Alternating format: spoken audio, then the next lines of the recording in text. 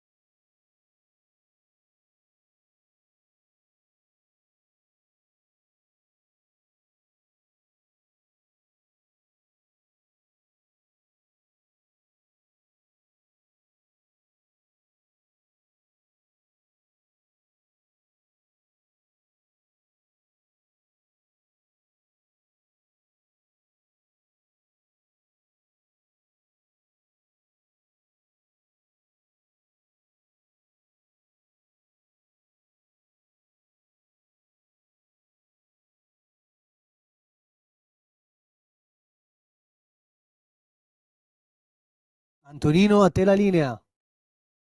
Avete ascoltato Kool and the Gang con Get Down On It, anno di grazia 1981, amiche e amici miei, ma non dall'avventura, buonasera. Siete sulle magiche onde di Radio Libertà, questo è Zoom, il drive time in mezzo ai fatti. Io sono Antonino Danna e questa è la puntata di oggi, la numero 872 del 29 di ottobre dell'anno del Signore 2024. Cominciamo subito la nostra trasmissione, vi ricordo date il sangue, in ospedale serve sempre. Salverete vite umane, chi salva una vita umana salva il mondo intero. Secondo appello andate su radiolibertà.net, cliccate su Sostienici e poi abbonati, ma soprattutto fesso chi non legge radiolibertà.net perché è diventato un giornale online e su questo splendido giornale online potete trovare i liberamente del nostro direttore Giovanni Sallusti, gli auto da fe di Giulio Cainarca, la rassegna stampa di Semivarin, le videopillole e molta altra roba buona ancora. Per cui a maggior ragione radiolibertà.net, ricordate, fesso chi non legge radiolibertà.net. Voglio salutare e ringraziare in plancia comando delle nostre magiche onde l'immenso, come sempre, Lawrence d'Arabia, che come vedete col suo sapor medio orientale al tartufo, insomma, ci porta a conoscere, mi permette di proiettarmi alle vostre orecchie e ai vostri occhi, per chi ci segue sul canale 252 del digitale terrestre con una smart TV, oppure per chi ci segue attraverso l'app, il canale Twitch, YouTube, la pagina Facebook, noccioline e caramelle, e prima di tutto perché questa è una radio, la radio DAB. Or dunque, iniziamo la nostra trasmissione vi ricordando, bellissimo. Oggi, tra l'altro, è l'anniversario, sono 7 anni che non c'è più il Dogui, il mitico Guido Nicheli, che parlava appunto il Gorge, questo gergo che era nato tra i tavoli del Derby Club di Milano negli anni 60 e 70. E quindi, per esempio, per dire bambina basta spostare l'ultima sillaba all'inizio e diventa Lana Bambi. Ecco, stasera vi ho detto che ricordarvi cosa vi devo ricordare? Eh sì, le nostre coordinate a cui incrociamo 340 670 9659 se avete voglia di intervenire attraverso la zappa o WhatsApp, che dir vogliasi, oppure col telefono 029294 7222 e attraverso quel magnifico apparecchio che è stato inventato dall'ottimo Antonio Meucci potrete manifestare le vostre voci e dire la vostra. Come è andata a finire ieri sera? È andata a finire che ieri sera avevamo chiuso la trasmissione con una differenza tra Marco Bucci e il giovane Orlando pari a 2300 voti circa. Alla fine sono stati più di 8004 e Marco Bucci ha battuto l'ex ministro Orlando ed è diventato il nuovo governatore della Liguria. Principio Sigiolivo ben conduce, scrisse Matteo Maria Boiardo nell'Orlando innamorato. Fate un po' voi con queste citazioni letterarie. Olè! Allora, che ora si è fatta? Le 18:17. Diamo un'occhiatina a quello che succede in questo nostro vasto mondo. L'ADN Cronos apre con la Corte Costituzionale, consulta ancora stallo nel centrodestra verso una nuova fumata nera. A meno di 24 ore dal voto, nessun alert o indicazione dalla maggioranza né segnali dall'opposizione. Si tratterebbe del non o nulla di fatto del Parlamento in seduta comune. Cerchiamo di darglielo sto giudice che manca a questa benedetta Corte Costituzionale che ci serve. Poi ancora, Padova, neonata morta in un nightclub, ipotesi infanticidio. Bisogna capire se la bimba è nata viva o meno, solo l'autopsia potrà dirlo, dice all'ADN Cronos il tenente Giacomo Chimienti, comandante della compagnia di Piove di Sacco. E poi c'è una cosa che vi dico la verità, stamattina quando l'ho sentita mi ha molto ferito. Non lo so, sarà l'età, mi sembra quasi di rubare quando io sento una notizia del genere. Morta la povera Matilde Lorenzi, aveva appena 19 anni. Giovedì i funerali, era ricoverata in gravi condizioni dopo essere caduta durante un allenamento nel comprensorio Alpine Arena Senales. procura di Bolzano, non ci sono responsabilità penali per il decesso. L'unica cosa che si può dire, mor giovane chi al cielo è caro, verrebbe da dire, oppure si può dire un'altra cosa, che per una ragazza che era diventata un'eroina dello sport per tanti sostenitori, andarsene mentre si sta facendo la cosa che più ti piace, la cosa a cui stai dedicando la vita, probabilmente la morte più giusta che forse uno si dovrebbe augurare. Che forse uno si dovrebbe augurare. E detto ciò, però, ripeto, 19 anni, pensate, i greci fissavano l'acme, cioè la fioritura dell'essere umano, ossia il suo diventare adulto, maggiorenne a 25. 19 anni, era un fiore che non era nemmeno arrivato a sbocciare. E, insomma, lo dico come padre, figlia mia, vai in pace. Questo è quello che ti posso dire e ti abbraccio forte. E un abbraccio forte a questa famiglia anche. Furto banche dati, anche Marcel Jacobs spiato dopo l'oro olimpico. Vedete, dopo il dramma, il cabaret, perché in questo paese non ci facciamo risparmiare niente. Volete un prestito? Andate in banca. Cosa firmate? Firmate un quintale di carta in cui date cosa? Le vostre autorizzazioni alla privacy, perché ogni mese sul vostro conto la banca possa mettere le mani e prendere i soldi, oppure comprate l'automobile, benissimo, la vostra busta paga, se ce l'avete, la vostra dichiarazione dei redditi, un eventuale garante, eccetera, eccetera, eccetera, eccetera, e poi alla fine la privacy, mi raccomando, perché la privacy è sacra, è fondamentale.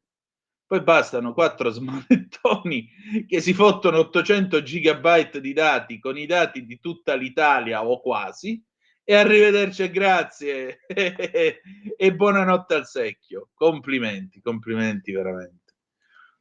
Andiamo ancora avanti. Imprese, cittadini e istituzioni italiane, ecco come rivedere il Green Deal dal dibattito ADN Kronos Q&A, trasformazione green, interventi e strategie. Emerge un orientamento univoco sulla necessità di rivedere la strategia. Ma va, non l'avevamo capito. MIC, Senato nega autorizzazione carte San Giuliano boccia.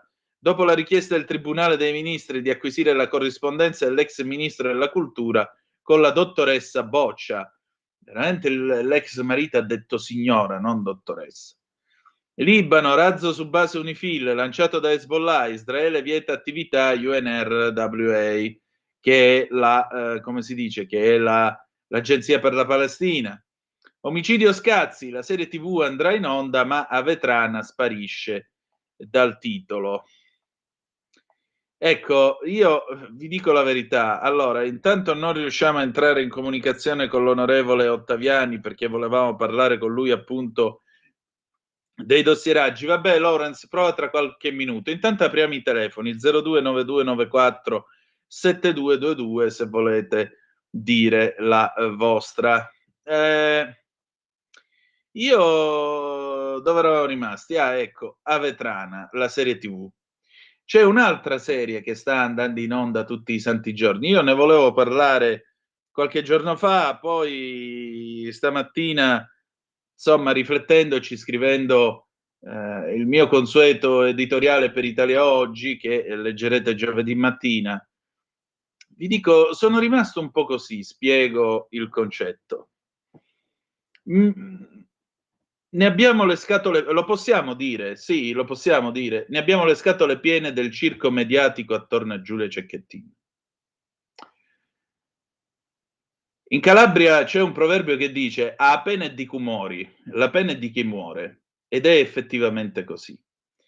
Mi chiedo, vi chiedo, siccome lo sappiamo come è morta Giulia, siccome lo sappiamo Turetta che già aveva confessato di aver pianificato l'omicidio, eccetera, eccetera, siccome lo sappiamo che nel suo computer c'erano una serie di ricerche che erano state fatte online, vorrei capire qual è il valore aggiunto a livello giornalistico, qualcuno me lo deve spiegare.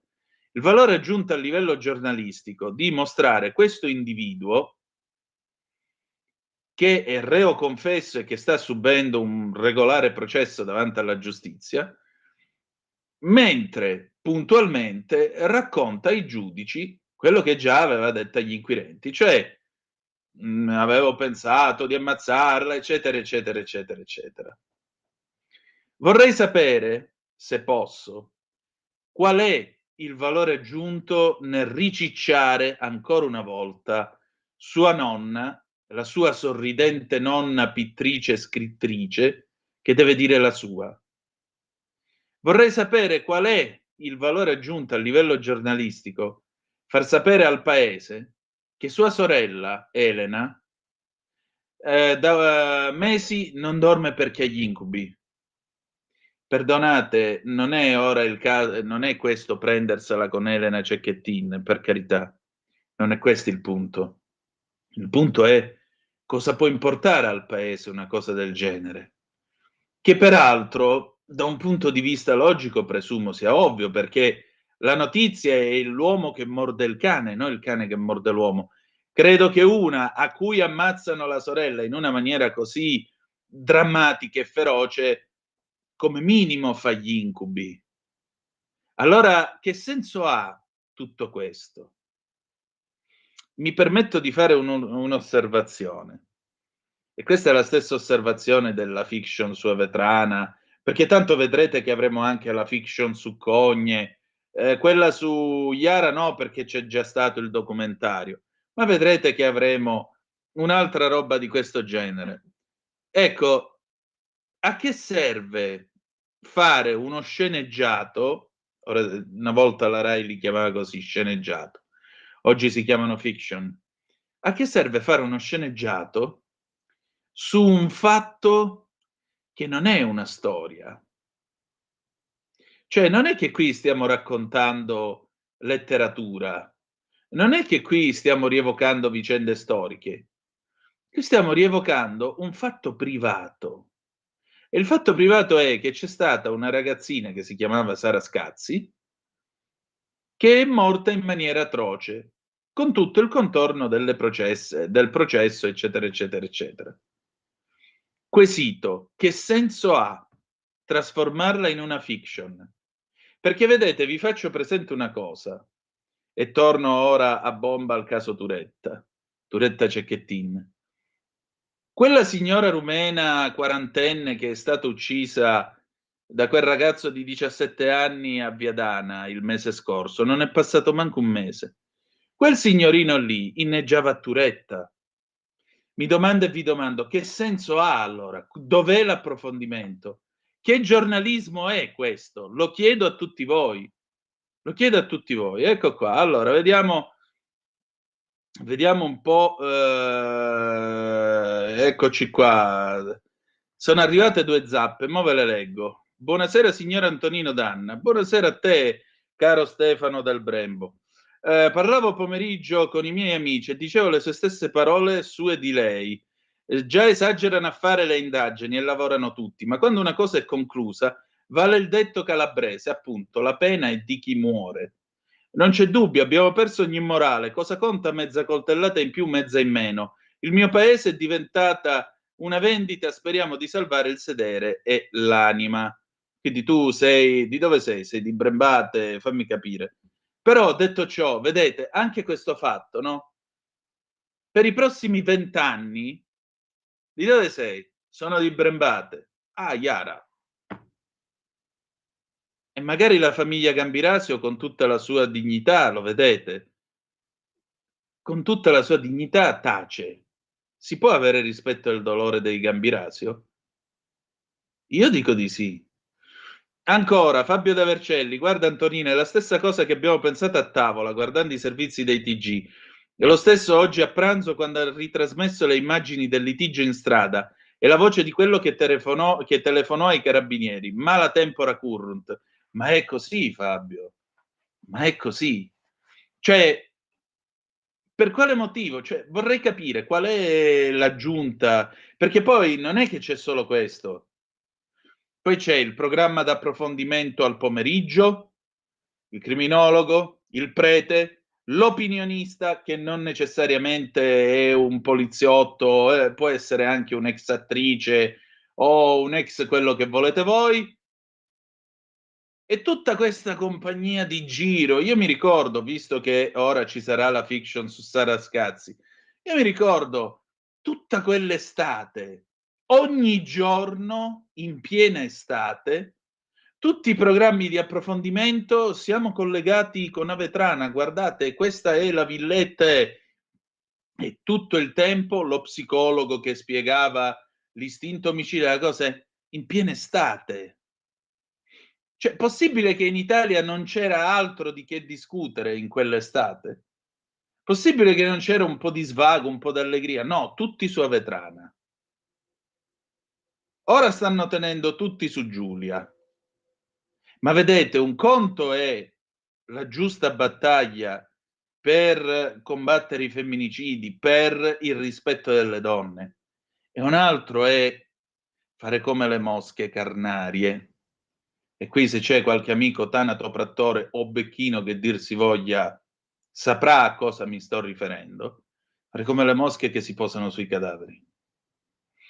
Cercatevene un altro di cadavere, dai. Basta.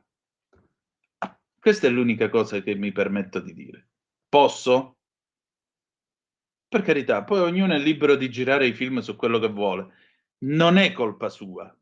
La colpa è di questo continuo martellare che sta trasportando la cronaca e il dolore che c'è dietro a diventare quasi un evento. Prima facevano il Grande Fratello, perdevano il cognome e diventavano Salvo del Grande Fratello, Giusy del Grande Fratello, Peppino del Grande Fratello. Domani perderanno il cognome e diventeranno tal dei tali di Avetrana, tal dei tali di Giulia, tal dei tali di quell'altro. Com'è che diceva Pasolini, e con questo andiamo in pausa, nel 1974? L'Italia è un paese ridicolo e sinistro. Sì, lo è. Il vecchio Pierpaolo con la sua GT 2000 aveva pienamente ragione. Andiamo in pausa e poi Albano, il ragazzo che sorride del 1968 e dopo Maurizio Bolognetti, e tra poco. Ehi tu, non trovi più il segnale di Radio Libertà sulla tua radio DAB? Non disperarti, risintonizza! Sì, ma come? È facile, tasto menu, poi scegli il tasto corrispondente alla ricerca automatica dei canali, attendi qualche minuto e tutte le stazioni DAB della tua zona saranno disponibili.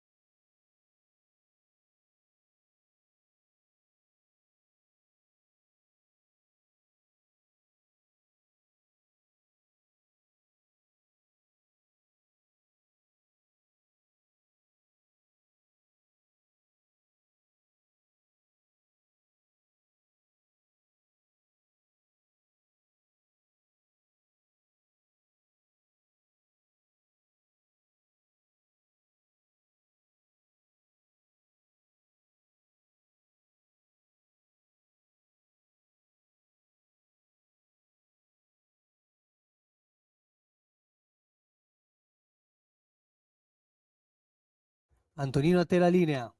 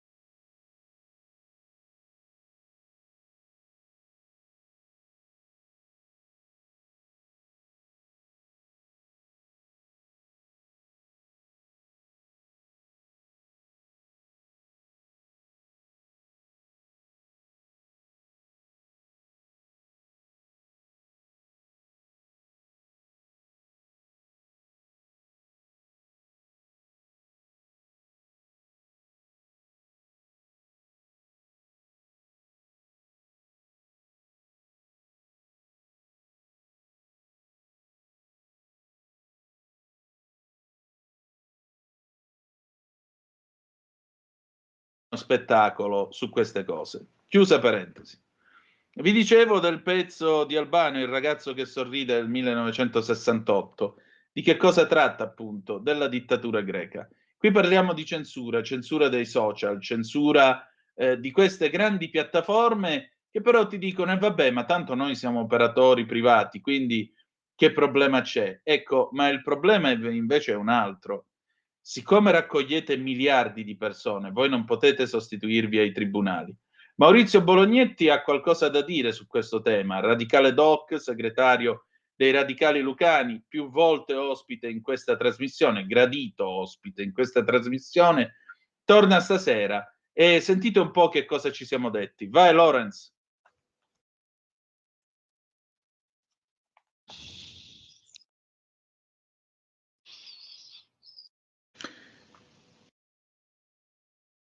Conoscere per deliberare, questo è stato sempre il motto di Maurizio Bolognetti. Maurizio Bolognetti lo conoscete tutti, segretario dei Radicali Lucani, un uomo che non ha mai avuto paura di metterci la faccia, aggiungerei anche la pelle, visto e considerato che varie volte ammetto di aver temuto per la sua stessa esistenza con i suoi digiuni e con le sue proteste non violente. Vi può piacere, vi può non piacere.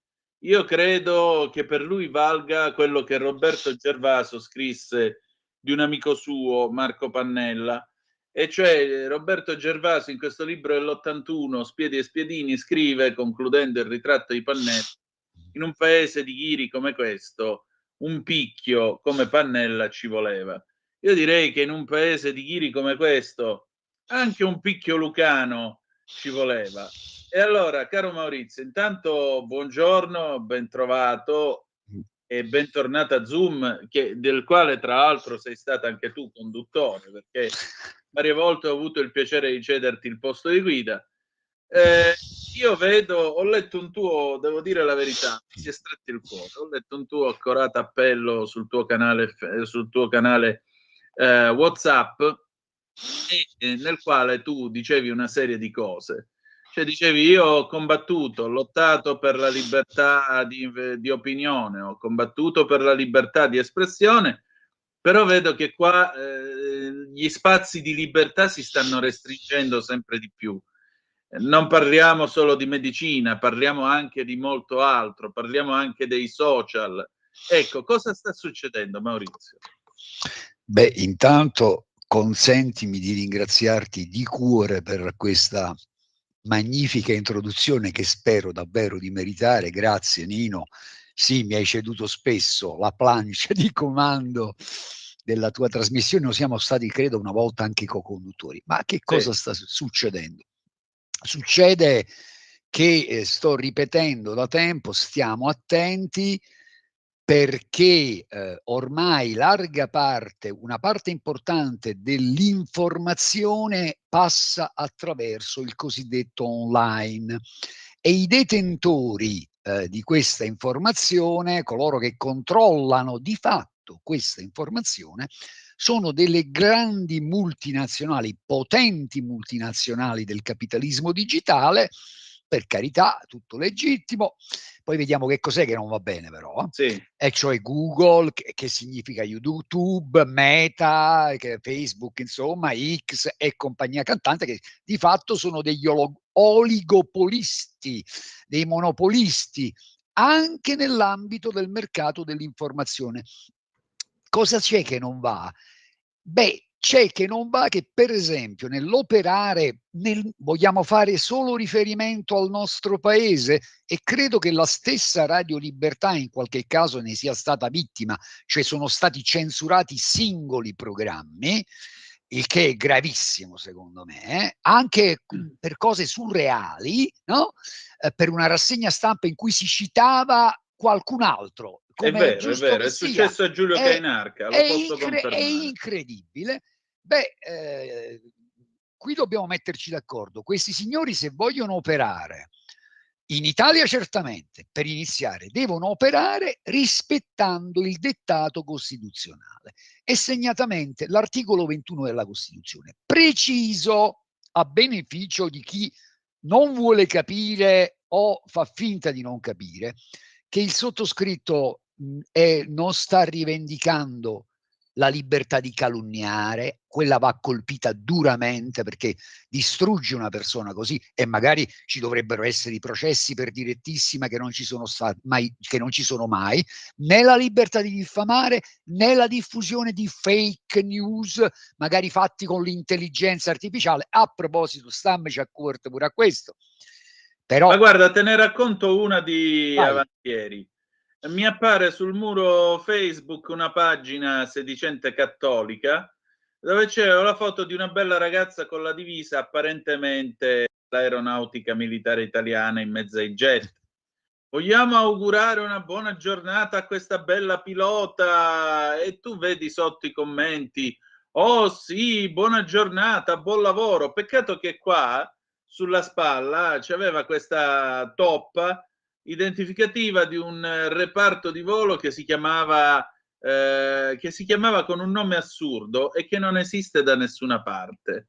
Allora, era evidentemente un fake, era evidentemente una roba fatta a chiappa click con l'intelligenza artificiale, però purtroppo i gonzi ci cascano, e come? Ecco, gente così poi mi viene a spiegare che sulla Luna non ci siamo andati, tra l'altro.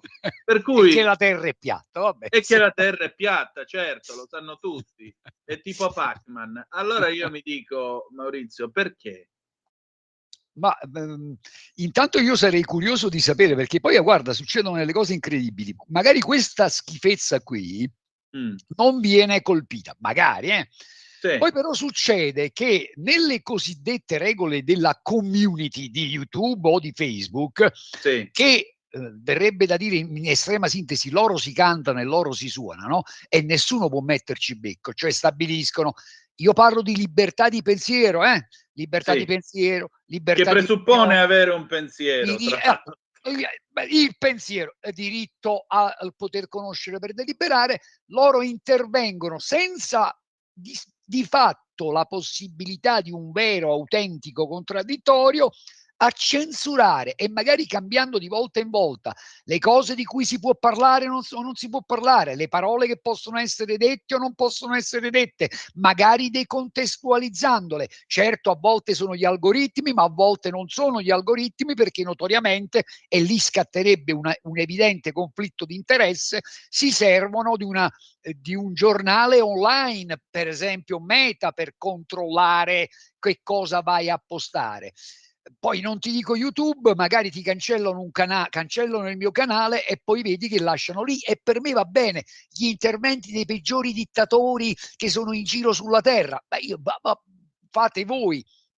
Allora, la questione è semplice, che ho posto all'ordine dei giornalisti, che lo ha raccolto questo invito, e alla FNSI, che ahimè non l'ha raccolto, e forse in primis dovevano essere loro, perché il mio principale canale di comunicazione YouTube è stato cancellato il 7 agosto del 2023 dopo uno stillicidio di censura, e possiamo consentire a lor signori di svolgere il ruolo di giudice, boia, giuria, pubblico ministero e magari plotone di esecuzione? Io direi di no. E ne sono felicissimo, perché è un tema che nel mio piccolo, con lettere aperte, ho provato a porre ripetutamente, oltre che grazie a voi attraverso i microfoni di questa radio, al garante della Costituzione, quindi al nostro Presidente della Repubblica. L'anno scorso, a giugno, ti leggo solo poche righe. Sì. Dice Mattarella, che scrive a quelli del congresso della stampa periodica italiana: la autenticità dell'informazione è affidata dalle leggi alla professionalità e deontologia di ciascun giornalista.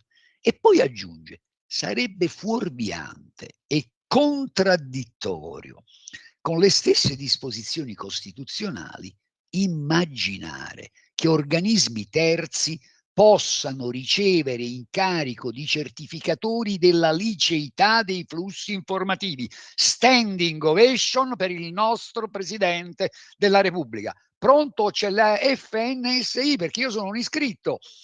Non mi hanno difeso, ho insistito perché ho la testa dura, sono un picchio, come dici tu, non lo so che cosa sono. Per l'ennesima volta, l'altro giorno mi sono detto: ma io non mi voglio rassegnare. E sono passati 14 mesi, gli scrivo di nuovo. E gli ho mandato un'email in cui gli ho detto sostanzialmente: guardate, qui c'è l'articolo 21 della Costituzione, la libertà di pensiero e di opinione, secondo me non dovevate cancellarmi tutto l'intero canale. Dopo 48 ore, colpo di scena, il mio canale, e dopo 14 mesi, è stato riattivato. Mi hanno scritto: ci scusiamo, il tuo canale rispetta i nostri standard. Incredibile. Mentre 14 mesi prima era esattamente il contrario, per non dire, e ne abbiamo parlato qui con voi, che nel 2021 gennaio avevano fatto la stessa cosa, e lì tra l'altro era intervenuto il presidente dell'ordine dei giornalisti, perché allora era Carlo Verna, e voi e pochi altri che hanno a cuore appunto la libertà di pensiero, di espressione, a patto che non sfoci appunto nelle sciocchezze che stavi dicendo tu, che sono molto pericolose, su questo sono d'accordo. E poi, tra parentesi, apro: tu hai detto sito pseudocattolico, non mi far venire voglia di affrontare altri temi, perché se no mi linciano, dai, vabbè. Senti, una cosa che si dice spesso appunto delle realtà social, e io credo che questa sia, diciamo così, questo sia il gioco delle tre carte su cui loro fondano il loro potere. Si dice: vabbè, ma tu non puoi imporre a una realtà privata delle regole che sono tipiche della comunicazione pubblica, perché è chiaro che fino a che questa intervista è tra noi due, in questo momento collegati via Skype, noi due potremmo anche sparlare del mondo intero, insultare chiunque, deridere, usare termini omofobi, qualsiasi, diciamo, nefandezza. Il fatto è che quando poi l'intervista va in onda alla radio e viene diffusa su tutto il territorio italiano, allora lì, se noi diffamiamo qualcuno, perché il reato è appunto che ci siano due o più persone per aversi diffamazione, è chiaro che fino a che siamo io e te Più non di ce n'è due c'è diffamazione. l'associazione a delinquere pure, volendo. Ecco, tra l'altro. Però nel momento in cui va in onda l'intervista alla radio, allora lì c'è un reato, interviene un magistrato e passiamo i guai, come è giusto che sia. Il fatto è che nel caso di queste realtà si dice: vabbè, ma loro si possono arrogare questo diritto di decidere chi entra, chi esce, chi parla e chi no, per il semplice e banale motivo che sono private, sono assimilabili ai club. Ora, io credo che in realtà qui si sia creata una zona giuridica d'ombra. Cioè, tu non puoi, un club è una cosa che siamo 50 persone, ci vediamo, facciamo la conviviale, facciamo la raccolta fondi e qua e là. Ma qui parliamo di miliardi, di 1 miliardo circa di appartenenti a questo club solo per Facebook. Faccio l'esempio di Facebook, per carità. Allora, quando uno spazio si espande e si dilata a dismisura in questa maniera, coprendo quasi tutto il mondo, coprendo più lingue, coprendo più civiltà, più paesi, è inevitabile che diventa uno spazio, non dico pubblico, ma semipubblico di sicuro. E quindi a maggior ragione non può essere un comitato privato a gestirne i diritti di libertà, i diritti e i doveri aggiungerei. Cioè qui manca un diritto per Facebook.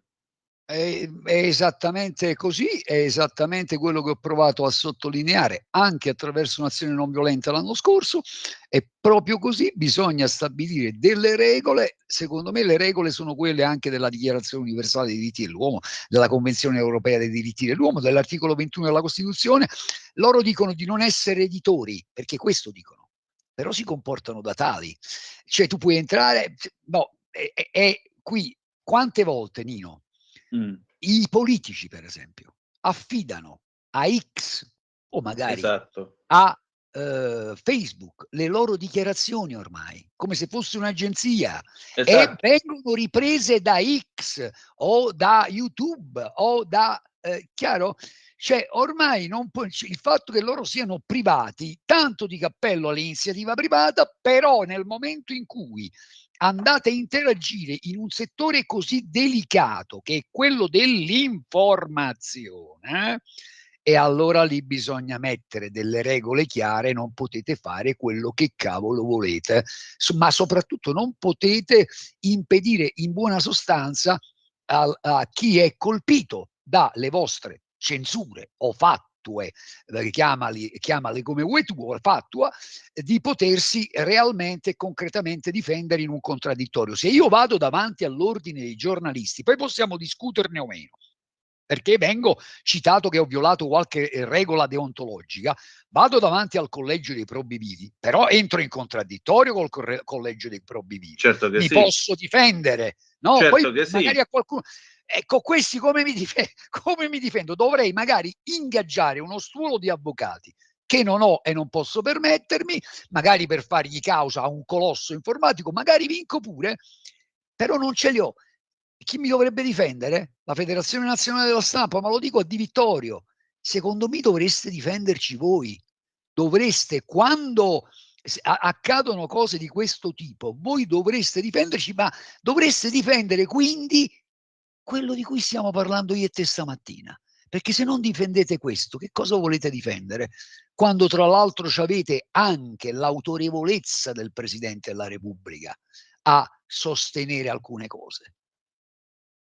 Infatti. A A maggior proposito, la libertà è una bella cosa, però tu visto, fammi dire questa cosa, visto che tu sì. parlavi, ti porto su un altro campo. Per carità, continuate, io però che sono per la libertà, scegliete, fate quello che volete.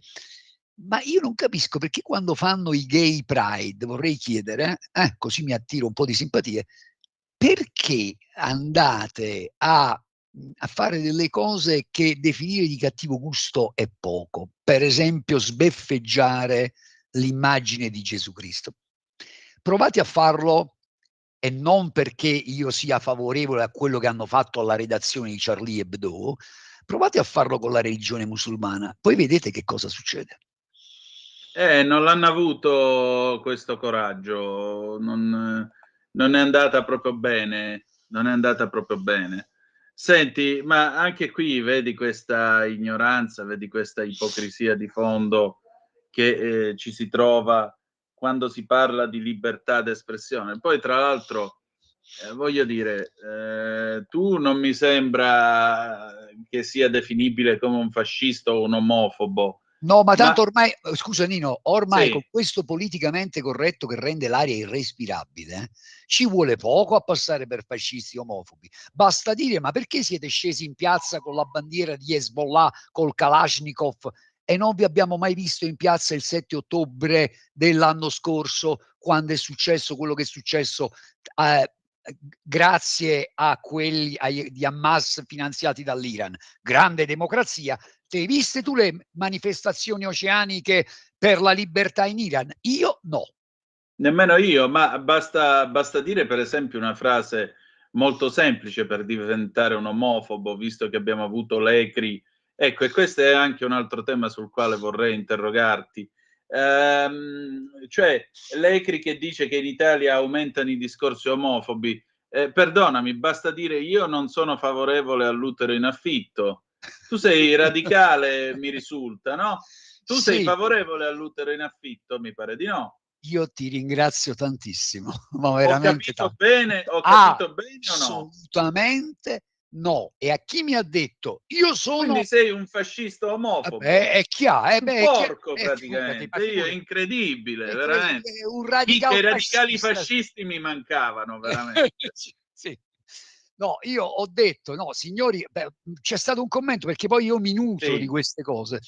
Io sono per la libertà, io non lo farei, però sono per la libertà. No, perché questa presunta libertà per me, se permettete, entra in conflitto con i diritti del futuro nascituro. E poi se andiamo a studiarci un po' le cosette, vediamo che c'è un succo dell'utero in affitto e infatti. io dubito, tra l'altro, che siano gesti d'amore e in qualche caso io credo che sfioriamo, per il momento sfioriamo, pericolosamente qualcosa che ricorda l'eugenetica. A me sta roba, signori, non piace. Visitateli certi siti. A me mette i brividi già che ci Anche, siamo.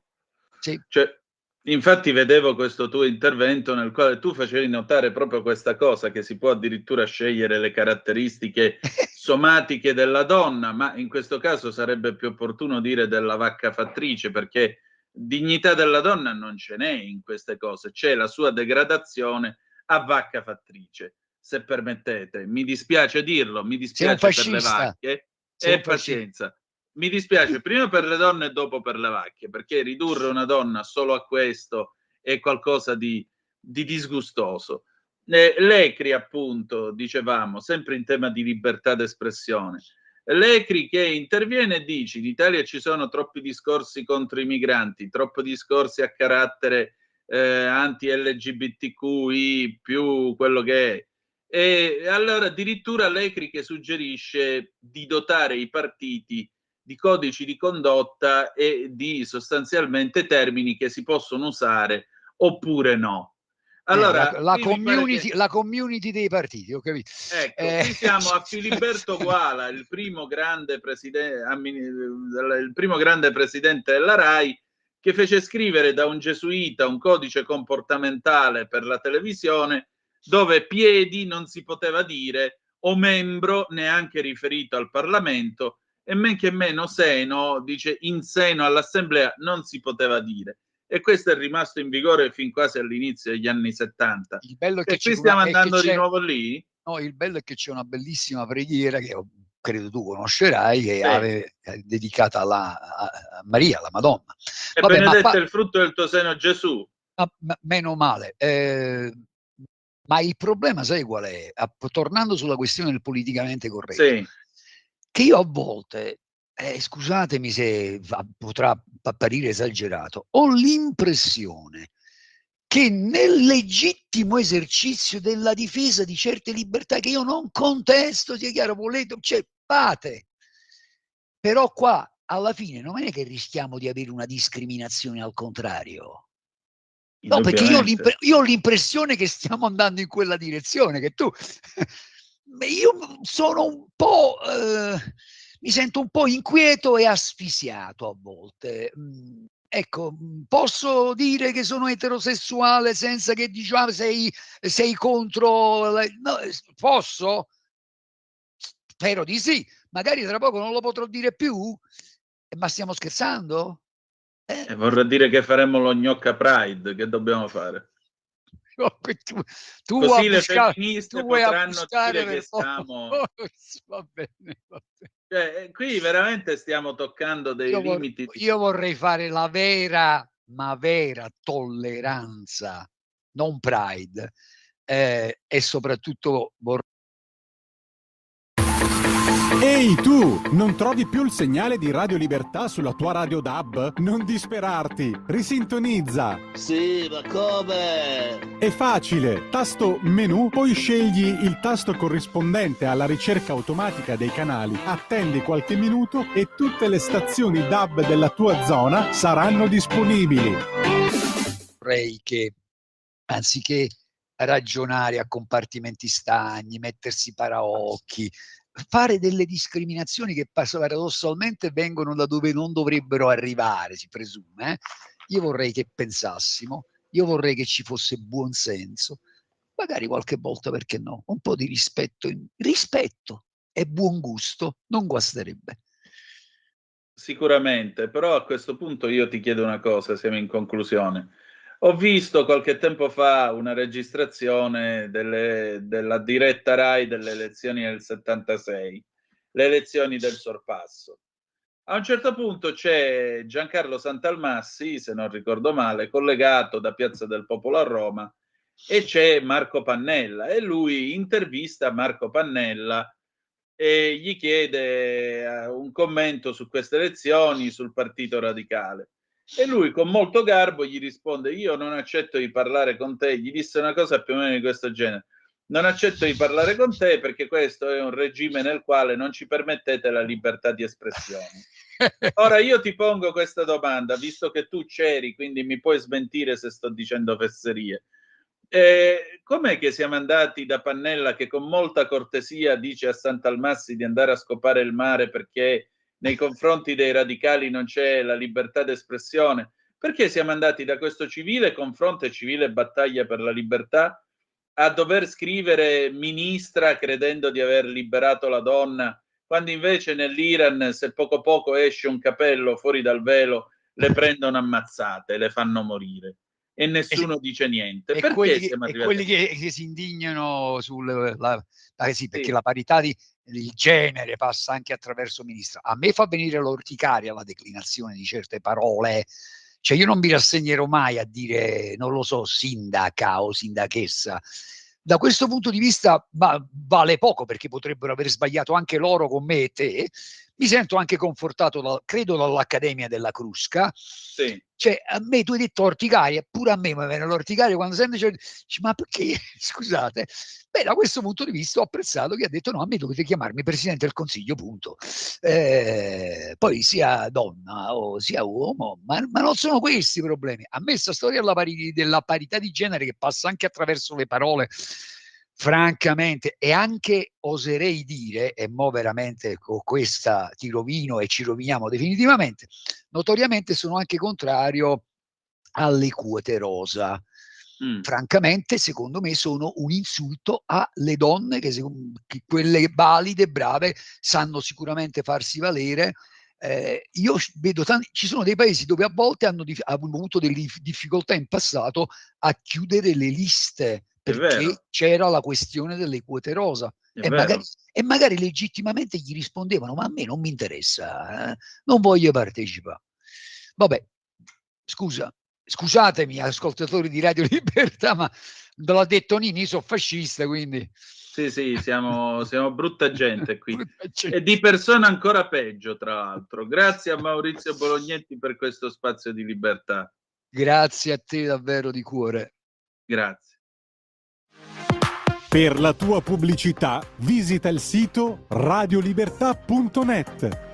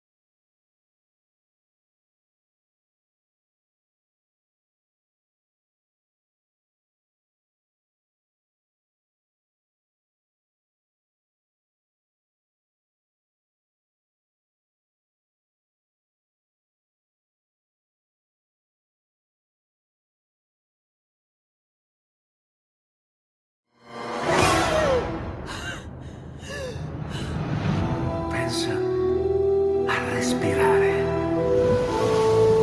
Ora abbandonati. Che cosa vedi? Luce, oscurità, l'equilibrio. È tanto più grande. È stato un risveglio. Hai sentito? Conosco una sola verità.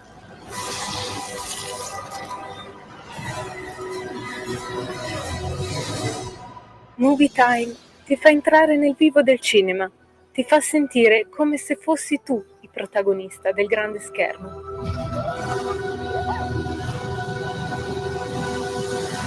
Ogni sabato dalle ore 16. Un nuovo modo per sostenere la tua radio. Visita radiolibertà.net. Ti basta un click e potrai versare il tuo contributo volontario direttamente online. Potrai donare con ogni tipo di carta di credito, anche prepagata. Ti aspettiamo online su radiolibertà.net. Sostieni la tua radio con il tuo contributo volontario. Radio Libertà. La tua radio. Diamo voce alla nostra gente. Va ora in onda In attesa di giustizia, casi irrisolti a cura dell'avvocato Claudio De Filippi. Una vita da mediano, lavorando come uriali, anni di fatiche, botte, vinci, casomai mondiali. La famosa arte di arrangiarci. A voi la linea. Vediamo un po', Radio Libertà è muta, forse siamo in onda, vediamo un attimo. A voi la linea. Ah, grazie Lawrence. Riducimi un po', che non è giusto sottrarre a chi ci sta seguendo la visione dell'onorevole Laura Cavallo. Buonasera. Allora, buonasera a tutti.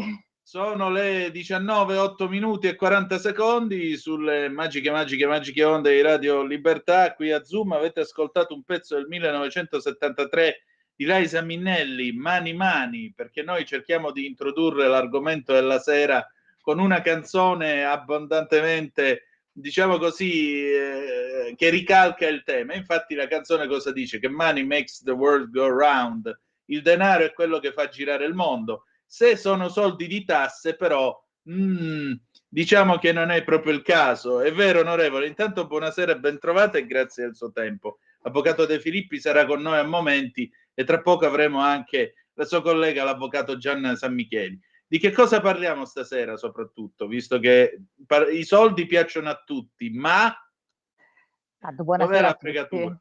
No, nessuna fregatura, perché effettivamente lo Stato in questo momento sta approntando una legge bilancio difficile da realizzare, una legge bilancio che mette in atto molte delle misure della delega fiscale che abbiamo approvato nella scorsa estate, perché quest'anno in più di un decreto legislativo sono state attuate. E quindi la delega fiscale va nel senso di migliorare quella che dovrebbe essere gli adempimenti degli obblighi tributari, però chiaramente modificando qualche regola. Noi purtroppo partiamo da una situazione diciamo macroeconomica un po' particolare, è finito il cosiddetto temporary framework dell'epoca Covid, quindi torniamo a un patto di stabilità, a regole europee che stringono un attimo quello che sono le nostre possibilità, diciamo, di fare una manovra, come si dice in questi casi, espansiva. Però abbiamo fatto una manovra che adesso è all'attenzione proprio della Camera dei Deputati, che porta molta attenzione a quello che è il ceto medio, che porta molta attenzione sulle famiglie, sulla natalità, che sono temi che hanno sempre caratterizzato questo governo, che hanno spinto, devo dire, il ministro Giorgetti a fare misure importanti perché si va anche ora verso la conferma del taglio del cuneo fiscale. Ci tengo a dirlo perché è una misura che costa e impegna veramente tante risorse statali, però ha quell'effetto che, lo dico da avvocato, ma anche abbastanza tributarista: lasciamo i soldi nelle tasche dei cittadini, dei lavoratori. E questo è un effetto importantissimo che viene fatto col taglio del cuneo fiscale, proprio perché in questo modo con un piccolo aggiustamento, però non ci saranno buste paga alleggerite, perché si conferma quello che è stato fatto nello scorso anno e che solo il governo di centrodestra ha fatto, e anzi ci sarà il taglio ampliato, quindi arriverà a beneficio di oltre 16 milioni di dipendenti. Questa è una misura importantissima che va effettivamente a lasciare i soldi appunto ai cittadini, nella speranza che questi soldi restino vengano utilizzati e che possano essere sufficienti, ecco, per concludere l'anno e di concludere il mese, l'anno, perché effettivamente sappiamo che c'è una trattativa in corso per quello che riguarda gli statali, anche sul rinnovo di quello che è il contratto degli statali. Quindi si va veramente in un'ottica di rivedere, di lasciare i soldi nei cittadini, soprattutto a favore delle famiglie. Ci tengo quindi a dire anche che è stata introdotta quella misura del bonus Natale, che è poco, ma è qualcosa che comunque va diciamo a dare la possibilità di spendere qualcosa di più per il periodo natalizio, sono quei 100 euro, e poi tutte le misure a favore delle mamme e a favore della natalità che vengono confermate e anzi ampliate, quindi c'è quel cosiddetto bonus per tutti i nati di 1.000 euro. Questa è una misura importante perché effettivamente quando arriva un bambino ci sono sempre delle spese in più da sostenere, e questo è un bonus che viene dato a tutte le mamme con un ISEE fino a 40.000 euro, proprio perché si possa partire con una sovvenzione che è importante, anche perché effettivamente l'impatto di un nuovo nato in famiglia anche dal punto di vista economico non è da poco. Resta il bonus asilo nido, che era stato incrementato in realtà lo scorso anno e resta sempre per le famiglie con l'ISEE fino a 40.000 euro. E poi la misura che io ritengo molto importante, lo dico da mamma oltre che da avvocato, che è la decontribuzione per le mamme lavoratrici. Lo dico perché spesso quando una donna resta incinta smette di lavorare, o quando ha un bambino prova a ritornare a lavorare ma poi smette e fa fatica poi a reintrodursi nel mondo del lavoro. Ecco, questo sgravio contributivo, questa decontribuzione serve proprio per permettere alle mamme di essere assunte, di essere riassunte, di essere quindi fiscalmente convenienti anche nella loro assunzione. E vale per tutte le mamme che hanno figli fino a 10 anni nel caso che i figli siano 2, addirittura per chi ha 3 o più figli fino a quando i figli hanno 18 anni.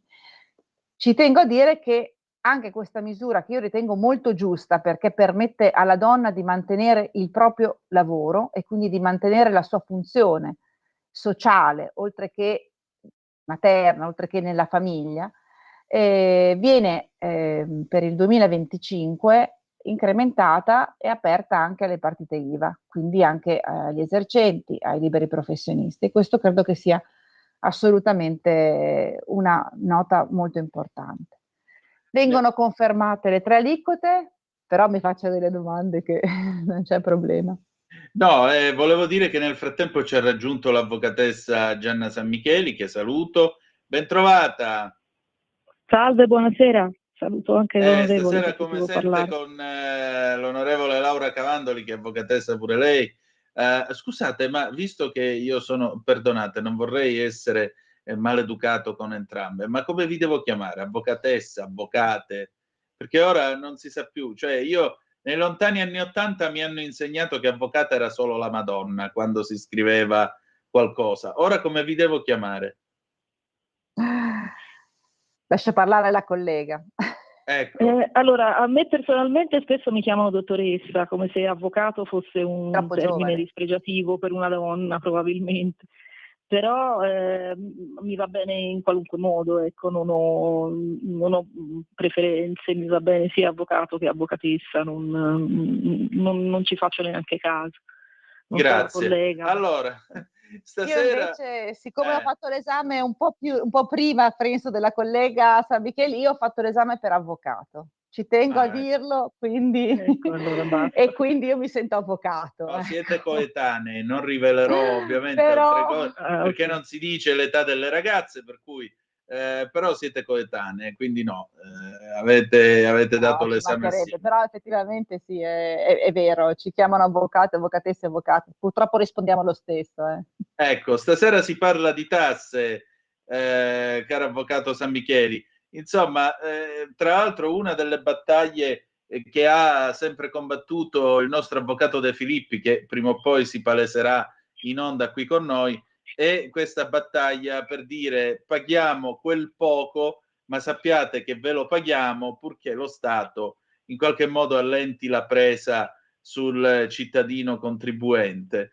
Ecco, ultimamente tra i casi in attesa di giustizia che state seguendo, c'è qualche caso di questo genere che in qualche modo cerca di liberarsi della pressione dello Stato senza fare ovviamente ricorso ad artifici tipo il film di Totò, I Tartassati, quando prova a corrompere Fabrizi andando a caccia con lui e tutto il resto? Ma allora noi ne abbiamo diversi almeno nel nostro studio, però io volevo approfittare della presenza dell'onorevole per chiedere di una notizia che è apparsa e che ha inquietato molti dei nostri clienti, che è quella della legge, di un disegno di legge di bilancio in cui si propone una norma che prevede l'estinzione del processo in caso di mancato pagamento del contributo unificato.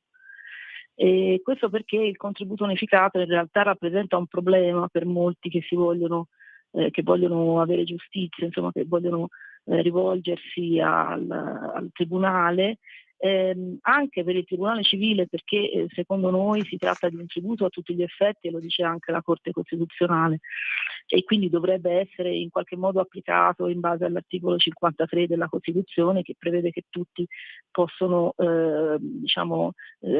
contribuire in base alle proprie possibilità.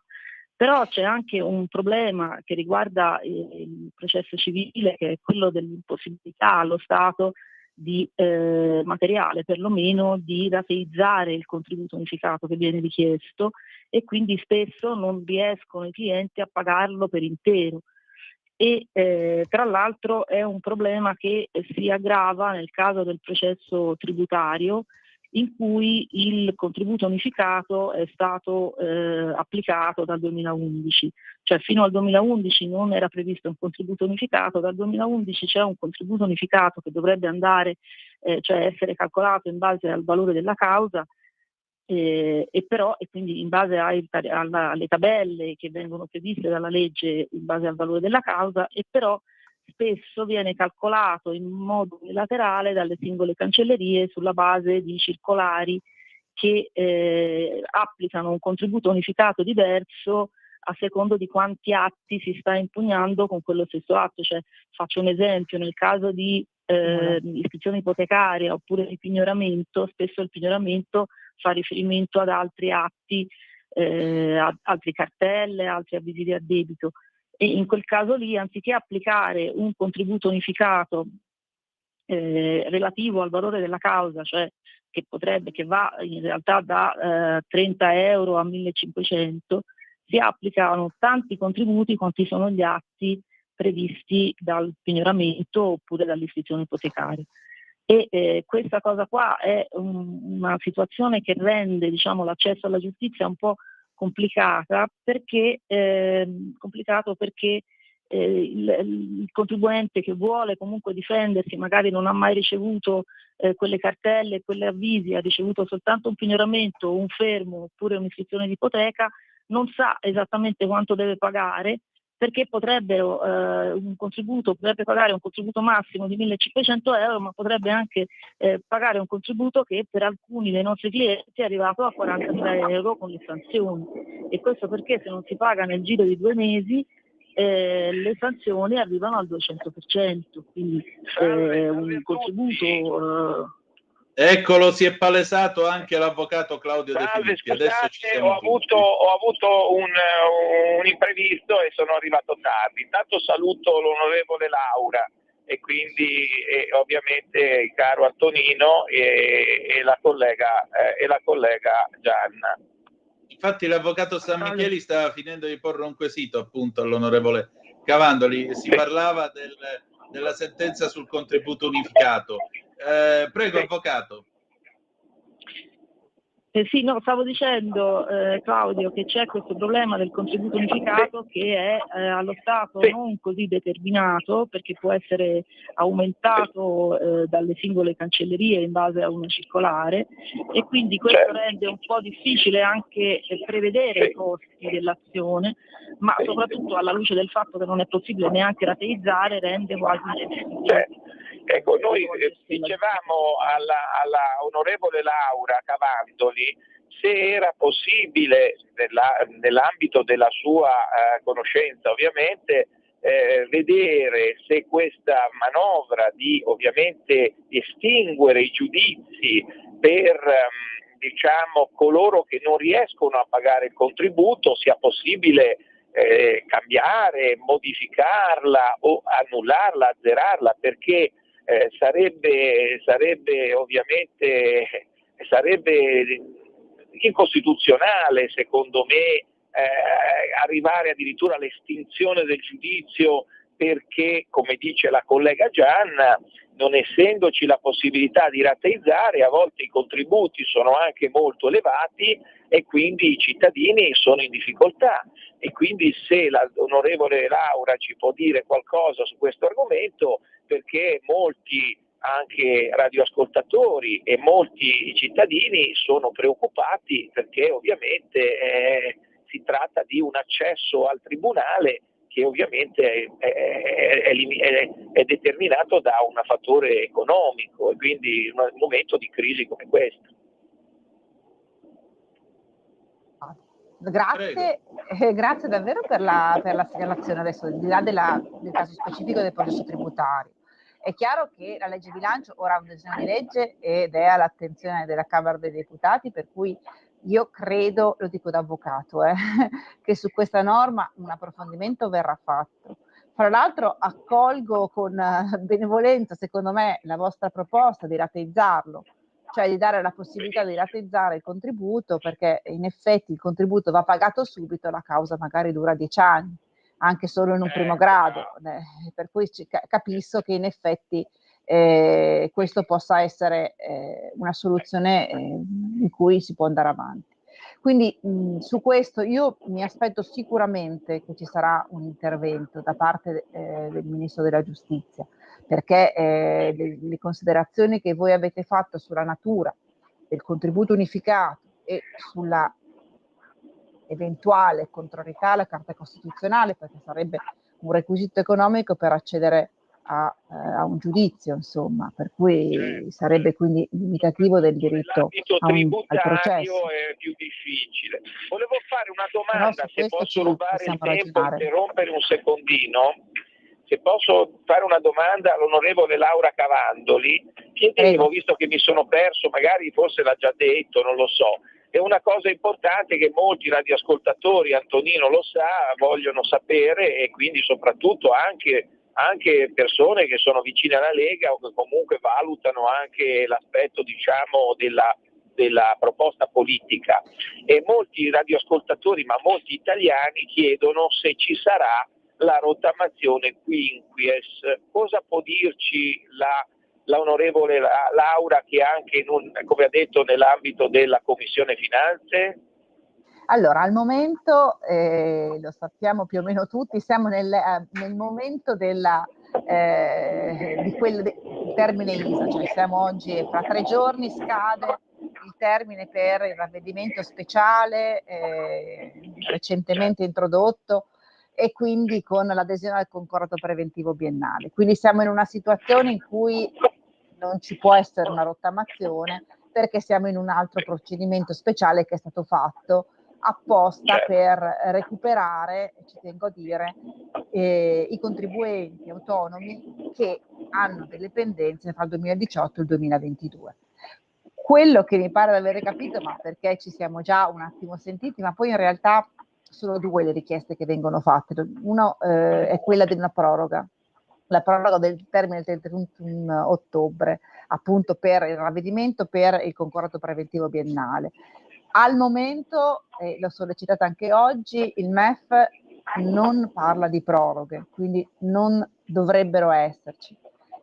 tengo a dire che noi chiediamo sempre al MEF di dirlo con un tempo congruo, perché effettivamente ci sono professionisti che stanno lavorando alacremente di giorno e di notte per rispettare il termine, quindi farlo sapere il giorno stesso, il giorno prima diventa veramente scomodo. Per cui al momento mi hanno confermato che di proroghe non ce ne saranno. Per quello che riguarda invece una rottamazione quinquest sarebbe, quindi per le cartelle che arriverebbero per il 2023, perché comunque prima le altre erano comprese nella rottamazione quater, anche di questo non c'è traccia in legge bilancio. Io devo dire una cosa, che l'intento della Lega dal 2018, da quando sono alla Camera e sono in Commissione Finanze, sempre è stato quello di voler far liberare i creditori dello Stato dagli obblighi, facendogli pagare tutto, togliendogli un po' di sanzioni e un po' di interessi. E quindi la nostra intenzione c'è di valutare la possibilità di fare una quinquest, quindi una nuova rottamazione. Ne stiamo discutendo perché comunque servono risorse, che stavo raccontando un po' prima quali sono le problematiche anche macroeconomiche della legge bilancio, servono delle risorse che al momento non ci sono, quindi faccio fatica a dire di sì e faccio fatica a dire che si farà. Adesso non c'è ed è difficile che si farà.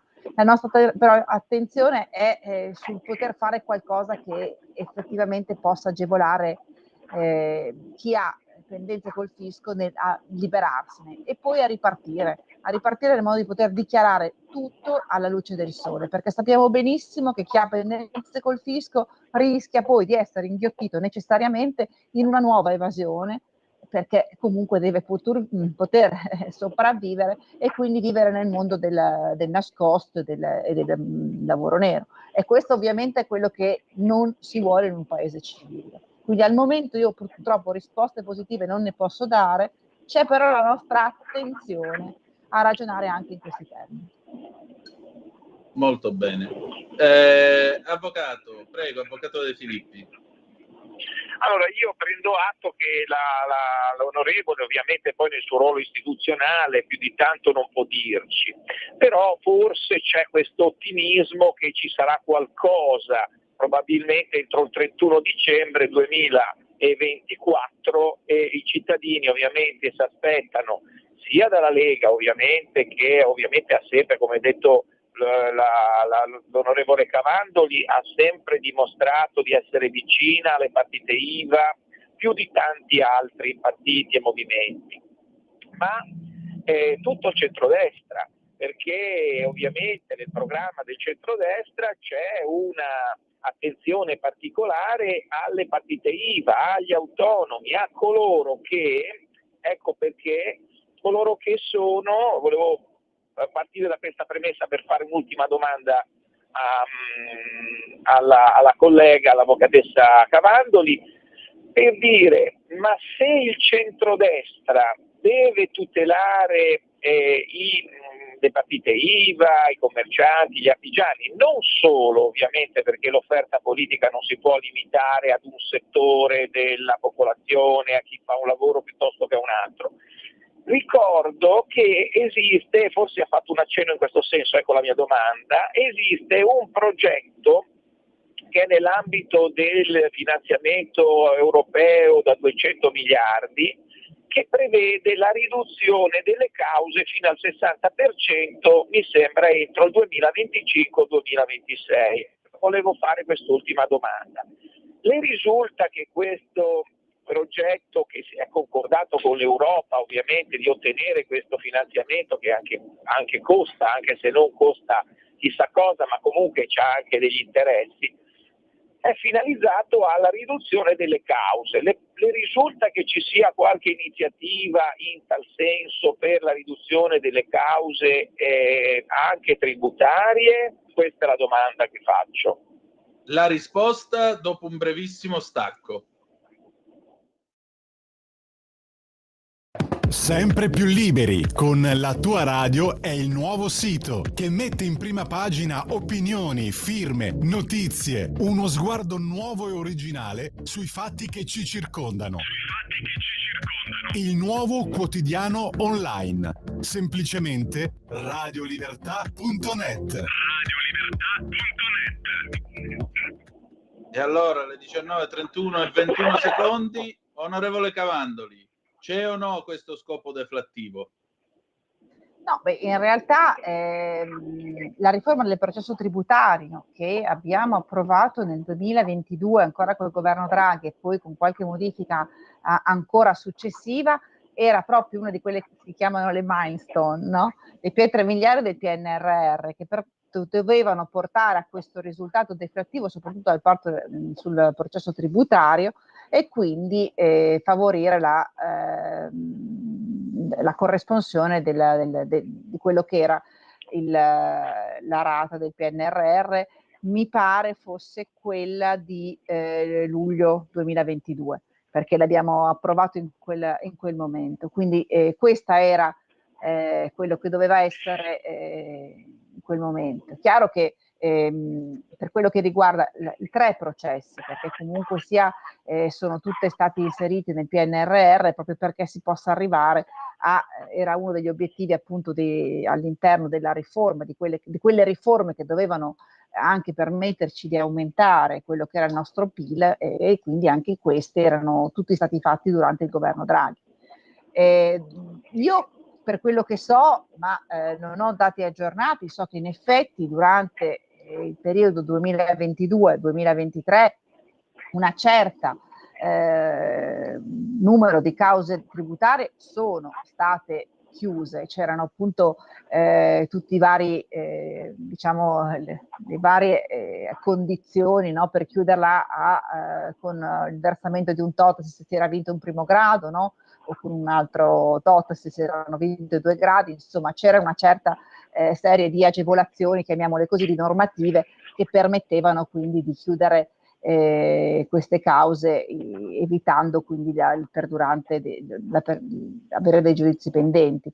E io sono pressoché certa che soprattutto col giudizio tributario molte cause sono state chiuse. È chiaro che c'era sempre la possibilità, delitto soggettivo, gli avvocati che sono collegati con noi lo sanno, di pretendere la pronuncia della Cassazione, questo ci mancherebbe, si prevedeva quindi che le cause andassero comunque avanti.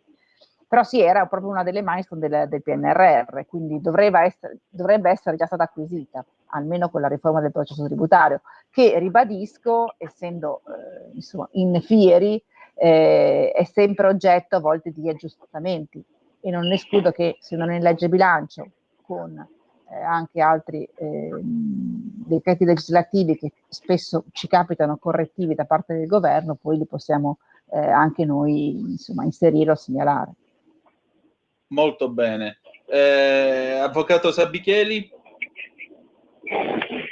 Ma io sì, volevo capire effettivamente se c'è una volontà di modificare anche la questione del contributo unificato. Mi sembra di capire che forse sarà rivisto tutto. Guardi, io al momento non abbiamo iniziato le audizioni, però credo che è un problema che è stato sollevato dai colleghi dall'avvocatura in un modo assolutamente imponente, per cui io sono pressoché certa che ci sarà un ripensamento. Attendiamo perché le audizioni stanno iniziando in questo periodo, quindi in genere la legge bilancio passa dalla commissione bilancio, appunto, che è la quinta commissione permanente della Camera. Arriva il documento, ci sono un ciclo di audizioni che servono, o di note scritte, che servono proprio per segnalare quelle che sono le problematiche più importanti alle varie categorie. A queste si aggiungono ovviamente quello che noi leggiamo, perché comunque anche il legislatore si informa sulla stampa, e credo che la sollecitazione su quello che ha detto lei, insomma, sia forte e chiara, e che sia molto chiara soprattutto al Guardasigilli, al Ministro della Giustizia. Quindi io credo che su questo si dovrà cercare una soluzione diversa. Molto bene. Avvocato De Filippi, proviamo a tirare un po' le somme di questa nostra conversazione, ringraziando tutti e tre del vostro tempo e della vostra pazienza. Sì, volevo ringraziare intanto l'onorevole di essere venuta in trasmissione nonostante il mio ritardo, anche per questioni mie di salute, niente di grave, ma comunque sono arrivato tardi. Però volevo dire questo, volevo dire che sostanzialmente i cittadini hanno grande aspettativa che si faccia qualcosa per loro, perché ovviamente i cittadini italiani sono nella grandissima maggioranza, io lo dico sempre, Antonino lo sa, persone oneste, quindi sono persone che vogliono pagare le tasse e sono in grande difficoltà. C'è qualcuno, io non voglio dire null'altro, che non lo vuole capire, sono in grande difficoltà, non parlo ovviamente certo della collega Cavandoli, onorevole Cavandoli, ma dico questo, che è necessario che i cittadini, questo è un momento di incontro tra la politica, ovviamente i cittadini, anche grazie a Radio Libertà, la politica deve sapere che gli italiani soffrono, quindi hanno bisogno di tempo. Quello che io chiedevo, ovviamente anche grazie alla trasmissione, è che il tempo venga dato a chi non ce l'ha, a chi non ha soldi, a chi è in difficoltà. E allora la rottamazione, che abbiamo capito che è in forse, ma potrebbe anche esserci, se non ho sbagliato l'interpretazione perché sentivo male delle parole dell'onorevole, la rottamazione non si faccia in 5 anni, ma si faccia in 10, perché i cittadini abbiano rate dimezzate, perché vogliono pagare, ma non riescono a farlo. Ecco, questo è sempre un mantra che la Lega ha sempre portato avanti e quindi ancora oggi è il partito, il movimento politico che è più sensibile a coloro che hanno difficoltà e quindi i cittadini aspettano una risposta. Molto bene, allora io ringrazio tutti voi del vostro tempo e della vostra disponibilità. Onorevole Cavandoli, grazie, Avvocato San Micheli, grazie, Avvocato De Filippi, idem, e al piacere di ritrovarci presto, va bene? Grazie a tutti. Grazie a voi. Salve. Grazie a Salve. tutti, buona serata. Grazie a tutti e buona serata di nuovo. E adesso, bella gente, ci sentiamo un pezzo di Enzo Jannacci, Ho visto un re del 1968. A tra poco. Dai, grida sì, Siamo sì, sì, no, Beh, dai, effettiva musica, niente da dire. Anche questo. Ci dobbiamo mutare. Ho visto un re. Se la scusa? Ho visto un re. Un re che piangeva seduto sulla sella, piangeva tante lacrime, ma tante che bagnava anche il cavallo. Povero re, e povero anche il cavallo. Sì, è l'imperatore che gli ha portato via un bel castello di 32 che lui cena. Povero re, e povero anche il cavallo. Ho visto un vescovo. Se la scusa? Ho visto un vescovo. Anche lui piangeva, faceva un gran baccano, mordeva anche una mano. La mano di chi? La mano del sacrestano. Povero vescovo, e povero anche il sacrista. È il cardinale che gli ha portato via una pazzia. Oh, per Cristo, 32 che lui cena. Povero vescovo, e povero anche il sacrista. Ho visto un ricco. Se la scusa? Ho visto un ricco. Un show. Il tapino lacrimava su un calice di vino ed ogni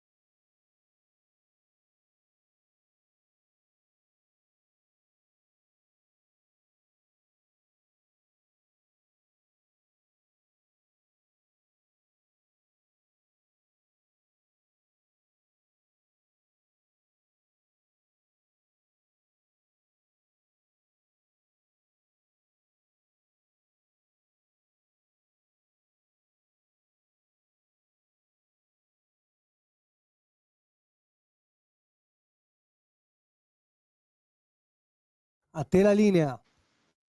Grazie, avete ascoltato Enzo Iannacci con Ho visto un re, grande pezzo del 1968, le 19:42 minuti e 50 secondi in questo momento. Da questo momento, perdonate la ripetizione, i telefoni sono aperti allo 0292947222 oppure, se preferite, potete mandare ancora le vostre zappe al 340 670 9659, vocali inclusi, mi raccomando, noi vi mandiamo in onda, è vero, con molta fiducia.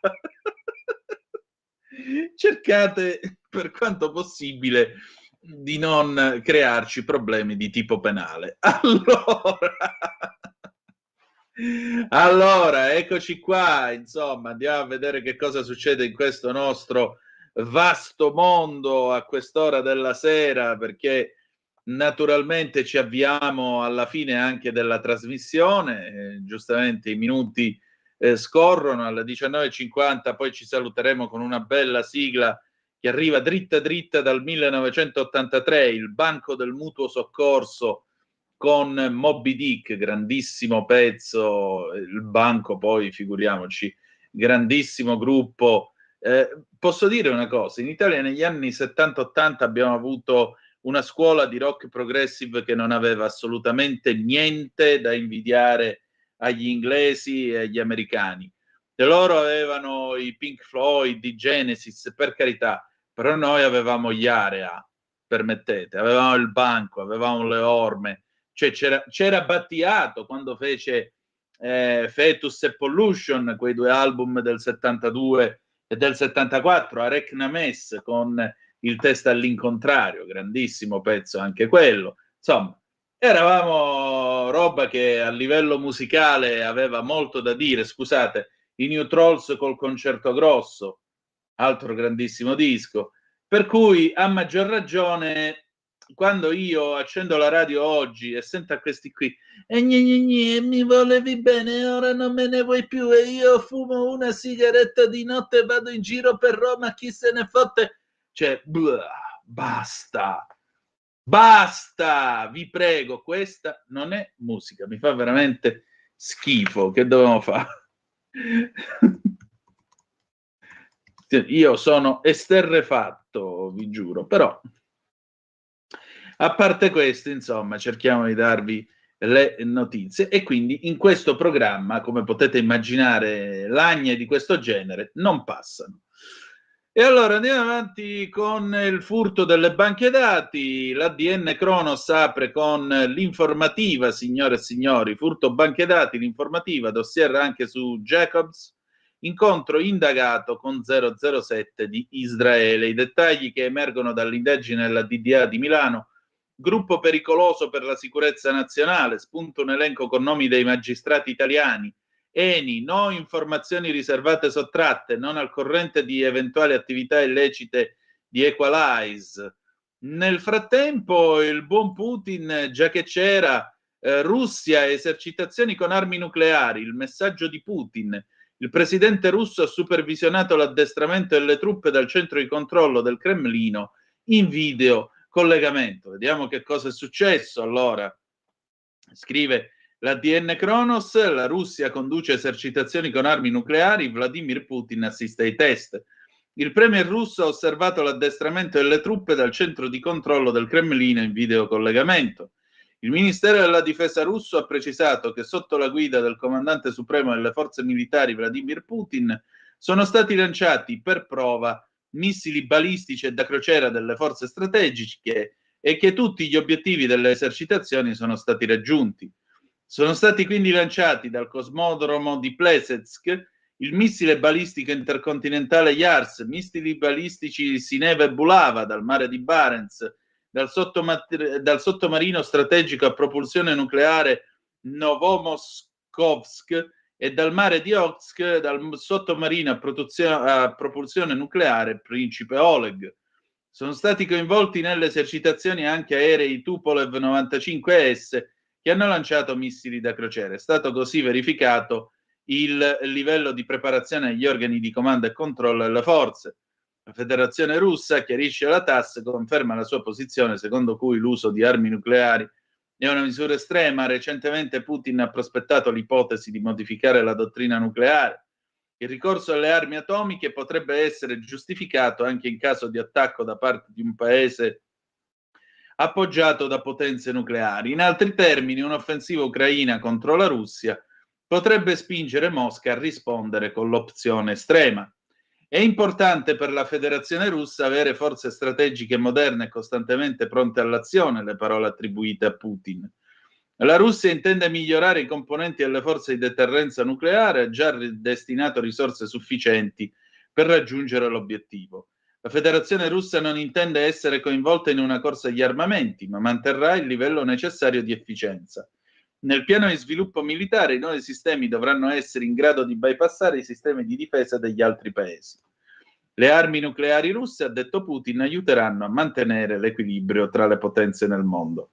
Bene, la sua smargiassata l'ha fatta anche questa sera, anche perché, secondo voi, se una potenza dotata di armi atomiche aggredisse un paese che armi atomiche non ne ha, vedasi l'Ucraina, gli altri paesi nel mondo che detengono le armi atomiche e segnatamente la prima potenza nucleare del mondo, l'esercito più forte della storia, che non è certo quello russo, che cosa dovrebbe fare a quel punto?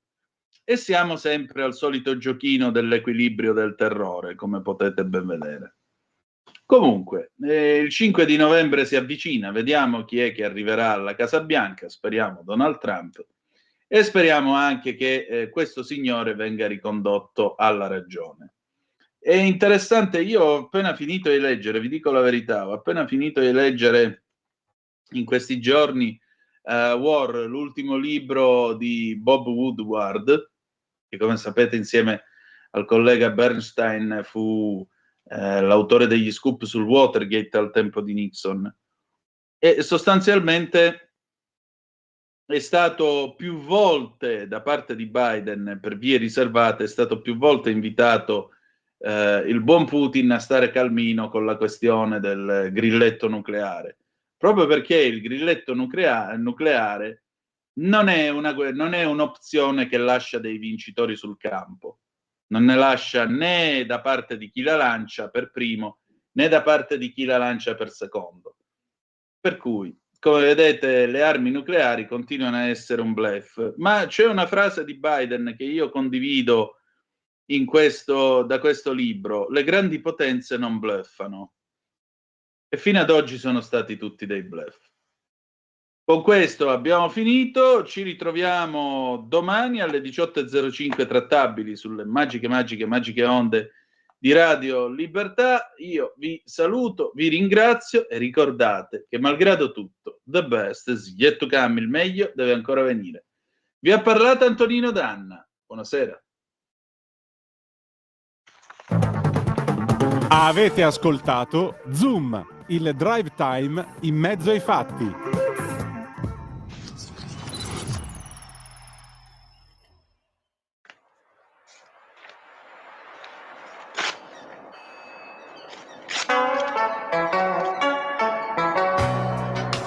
Abbiamo finito. Grande puntata stasera.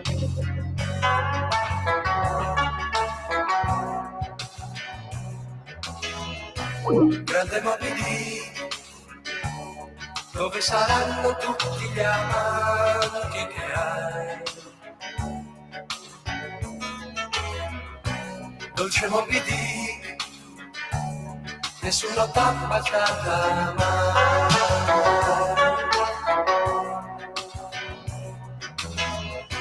Grande Moby Dick, regina madre, segui le stelle che sai. Non fidarti della croce del sud, la caccia non finisce mai.